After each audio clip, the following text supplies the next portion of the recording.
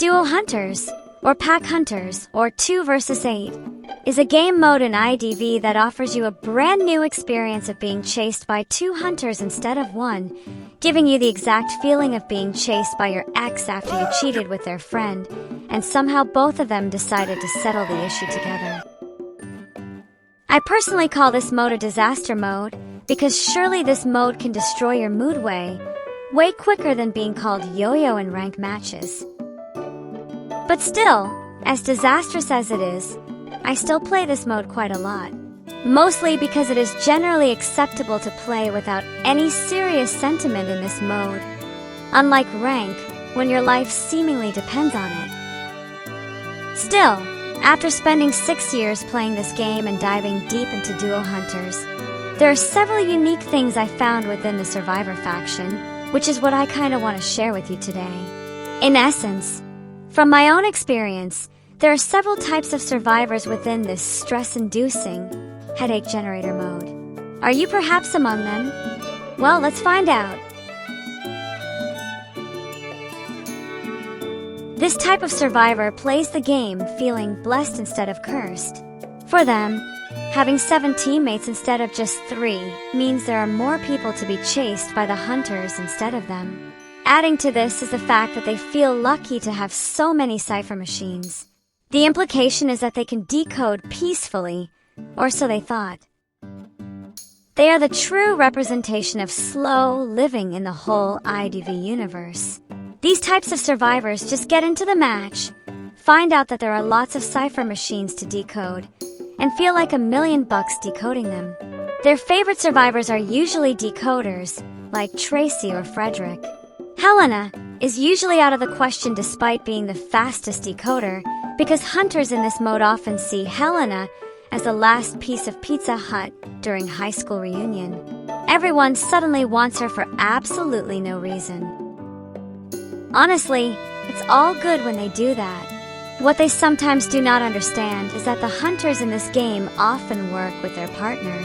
Once you're found out, then it's a run-for-your-life situation, or rather, well, a certain death situation. Maybe even an uninstalling situation. These kinds of survivors must have been Arsenal fans in real life, hence the name. Well, jokes aside, these guys are the type to carry guns everywhere they go to harass the hunters. Their number 1 item on their shopping list is the flare gun. Guess what is on their number 2 shopping list?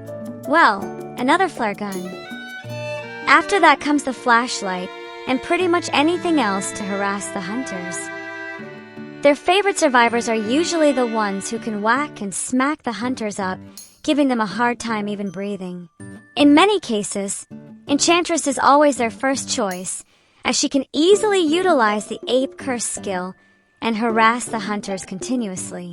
Other alternatives include Brynhilde, Ganji, Norton, and even Memory. For these guys, even Little Girl is made to cause havoc instead of being cute and menacing. You will never find these guys decoding because they are too busy chasing the hunters, just like me when I need to chase that one bus who often depart too early. For these survivors, Duo Hunters is a chance for them to bully that one Mary or Grace who caused them demotion in rank. At some point, the hunters stop hunting and start experiencing survival instincts themselves, running away for their lives like that one Burke who just wants to play with his gadgets. The installment of phone booths is a blessing for these guys because they want to buy everything that the phone booths have. You will find these guys in almost every phone booth available on the map, taking their sweet time using the booth and browsing every available item in there. Heck, they even spend more time in the phone booth than playing. Even when the hunters are nearby and ready to knock them out, these shopaholics will not be bothered and continue shopping like they have an unlimited cash balance. Seriously, they would buy everything that the phone booth offers, like guns, perfumes, rugby balls, you name it. They would probably buy a house mortgage too if the game allowed it. At this point, I kinda wish NetEase would add an additional message to be used by them saying, focus on shopping. Like, Maybe this mode should change its name from Duo Hunters to Double Sale or something. As the name implies, they would likely play as Doctor in this mode. Even if they are not playing Doctor, they would still try to be one. This kind of survivor puts their effort into healing others in this mode. When the game just starts, they try to locate that one survivor being hidden on the run so that they can give the poor survivor some aid. Sometimes they body block and heal themselves too. This kind of survivor is noble and such a rare one, to be honest. They prioritize others' wellness instead of their own, and such an act is quite useful in this game, as healing in this mode is quite necessary, way more necessary than it is in Quick Match. And healing in this mode can be done rather easily since the hunters might focus on someone else. The irony, however, is that whenever they go down and get chaired, almost no one wants to rescue them. If there are any who dare to try, they usually fail to do so. The match has just started, and this one Helena is already being ganged up on by two hunters before any cipher is even fully decoded. Many people would think that this poor blind girl will be sent back to the manor in less than 10 seconds. Well, guess what, lads? She doesn't. It is her who then maneuvers like someone piloting a Gundam, evading like 8 attacks simultaneously. Seriously, for these guys, 2 hunters are not even enough to make them go down. You would need at least 10 hunters to make a decent fight against these guys. They will amazingly kite 2 hunters at once for 3 minutes straight, sometimes even without taking any damage. Meanwhile, the rest of the team will somehow wonder if the hunters are friendly or simply watch in disbelief and contribute absolutely nothing. Athletes are built different, I'm telling you.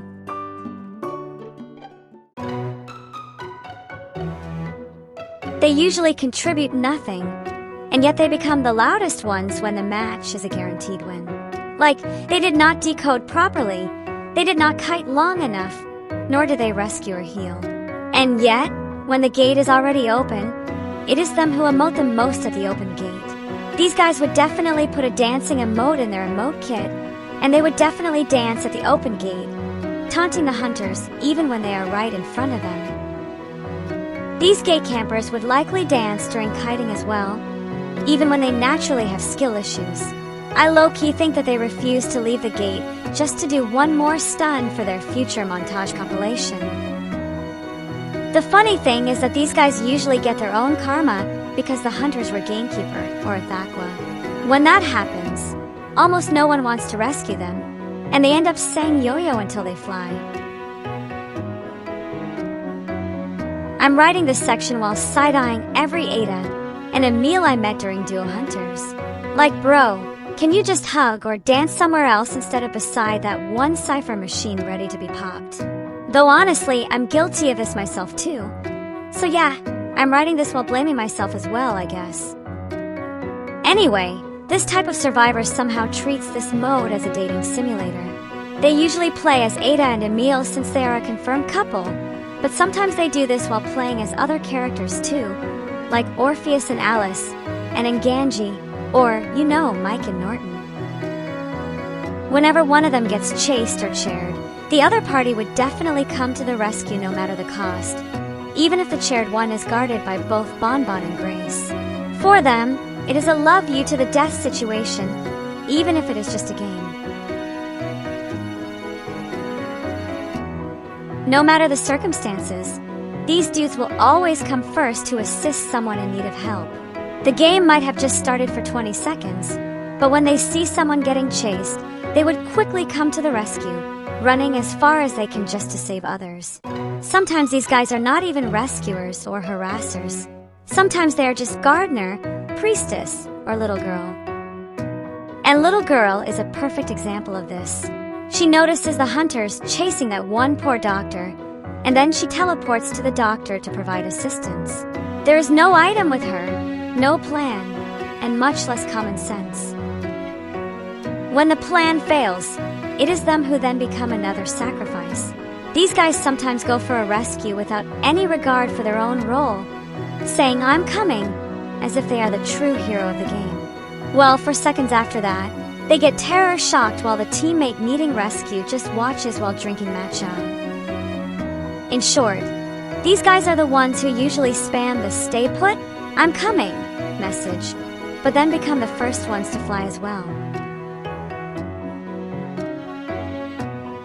These dudes are terrible kiters, play duo hunters because they got too stressed and rank with randoms who did nothing but bully them, and yet, 30 seconds after the match starts, they get chased by Norton and Lachino near the basement. Worse, they used Feral Lady. Even worse, their ping suddenly spikes to the stars. At this point, maybe playing Cookie Run feels better than IDV. It sounds overly dramatic indeed, but trust me, this kind of guy exists.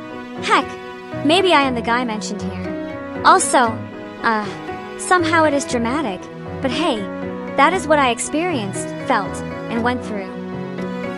Sometimes this experience gives me such a headache that I just want to uninstall this game and play Pokemon Go instead. Just like pirates, this kind of survivor exists for only one reason: to find items in red boxes. That is what they do the entire match, opening red boxes as if they can give them gold, flare guns, plasma TVs, or, well, whatever works, to be honest. Their usual survivor to use is Lucky Guy, but anyone can become their favorite. These guys know exactly where the red boxes are placed on each map and will run there as soon as the match begins, forgetting to decode, rescue, and perhaps forgetting that they are playing IDV instead of Pirate Simulator. I'm not sure why, but they really do have a fetish for red boxes. If someone else is opening the box, and these guys are playing as Little Girl, they would steal the box by placing the memory page to shove the survivor away, letting themselves open the box instead. Most of the time they open the box hoping for a flare gun, but what they get, however, are usually syringes, leaving them in agony. I'm not sure what else to add to this narrative, guys. Do you have any other survivor types in mind, perhaps? Feel free to add them in the comment section. After all, this is based purely on my experience, so your experience might be completely different altogether. Thanks a lot for staying with me, and have a good day.